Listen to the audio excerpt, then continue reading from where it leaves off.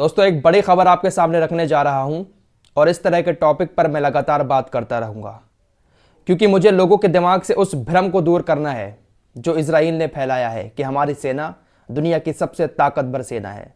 लगातार मैं इस टॉपिक पर बात करता रहूंगा और इजराइल की सेना की पोल खोलता रहूंगा ताकि लोगों के दिमाग से यह बात निकल सके कि इजराइल की सेना में कुछ भी दम नहीं है।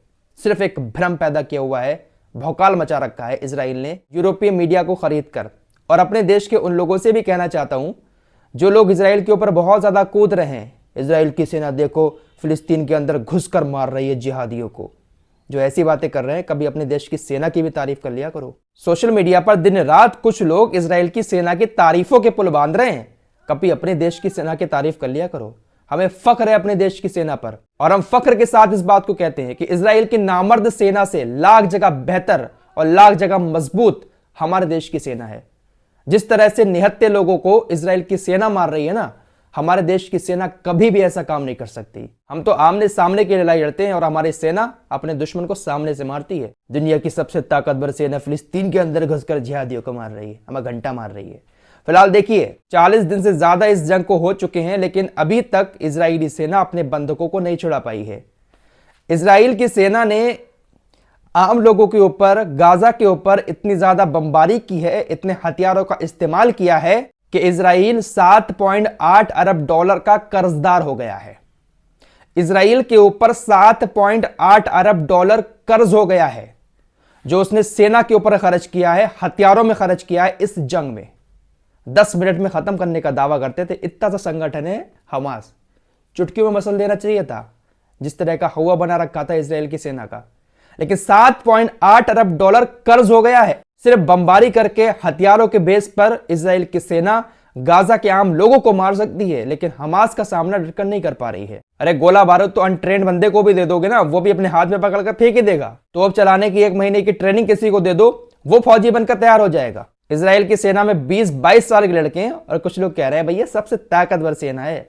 अरे अपनी सेना की भी तारीफ करो यार, कभी अपनी सेना का भी हौसला बढ़ाओ। हम तो फख्र के साथ कहते हैं कि दुनिया के सबसे ताकतवर फोर्स हमारी है। एक इतना सा देश, 70-80 लाख आबादी, और दुनिया ने उसको हीरो बना रखा था बेवजह। दोस्तों, इजराइल ने 7.8 अरब डॉलर का ये जो कर्ज लिया है, ये 7 अक्टूबर से अब तक का है। 7 अक्टूबर से अब तक 7.8 अरब डॉलर इजराइल के ऊपर कर्ज हो गया है। जो इसके पास बचा कुछ पैसा था वो खर्च हुआ, उसके बाद कर्ज इतना हो गया है। तो इससे आप अंदाजा लगा सकते हैं कि हमास ने इजराइल को किस तरह से बर्बाद कर दिया है। अब जब इतना पैसा खर्च होगा तो कहीं ना कहीं तो खुंदस निकाली जाएगी ना। एक तरफ नाकामी कि हमास इजराइल के अंदर घुस गया, ऊपर से इतना खर्चा भी हो रहा है, तो कहीं ना कहीं तो खुन्नस निकलेगी ना। और वो खुन्नस इजराइल की सेना 1-1, 2-2 दिन के बच्चों को मारकर निकाल रही है। ये है औकात। फिलहाल अगली खबर की तरफ चलते हैं। अमेरिका ने फिलिस्तीन के अकरम अल आजौरी को इंटरनेशनल टेररिस्ट घोषित कर दिया है। अकरम अल आजौरी फिलिस्तीनी इस्लामिक जिहाद के नेता हैं। 7 अक्टूबर के हमले के बाद अमेरिका ने कहा है कि इस हमले में अकरम अल आजौरी का भी नाम था, इसलिए उसको इंटरनेशनल टेररिस्ट घोषित कर दिया है। जिस तरह से हमास को इजराइल, फ्रांस, अमेरिका, इटली, इन जैसे देशों ने टेररिस्ट ग्रुप घोषित कर रखा है, इसी बात को लेकर हमारे देश का मीडिया भी उसको आतंकवादी संगठन कहता है। हालांकि हमारे देश ने अभी उसको टेररिस्ट ग्रुप घोषित नहीं किया है। दोस्तों, इसी बीच एक दर्दनाक खबर यह है कि गाजा के अंदर हॉस्पिटल्स की हालत बहुत ज्यादा खराब है। आप सभी लोग सुन ही रहे हैं, गाजा के अंदर हॉस्पिटल्स में 2000 कैंसर के मरीज भी हैं। एक हॉस्पिटल में 2000 कैंसर के मरीज, और वो कह रहे हैं इजराइल से कि हमारी क्या गलती है, कम से कम हमारे पास तक तो ठीक से दवा और पानी पहुंचने दो। हम कैंसर के मरीज और हमारा इलाज सही टाइम से नहीं हो पाया तो बहुत भयानक स्थिति हमारे सामने पैदा हो जाएगी।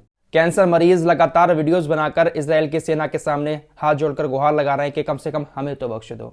लेकिन वही बात है, जिसको अपनों का दर्द समझ नहीं आता है, जो अपने यहूदियों पर ही प्रदर्शन करने पर लाठीचार्ज करवा देता हो, उसको दूसरों का दर्द समझ नहीं आएगा। फिलहाल इस टॉपिक पर मैं वीडियो बनाता रहूंगा और इजराइल की सेना के नाकामी हार को मैं दिखाता रहूंगा। भले ही गाजा को वो फतेह कर लें, हजारों लोगों को मार दें, लेकिन एक बात समझ में आ चुकी है, इस सेना के पास कुछ नहीं है। फख्र के साथ कहो, सबसे मजबूत भारतीय आर्मी है।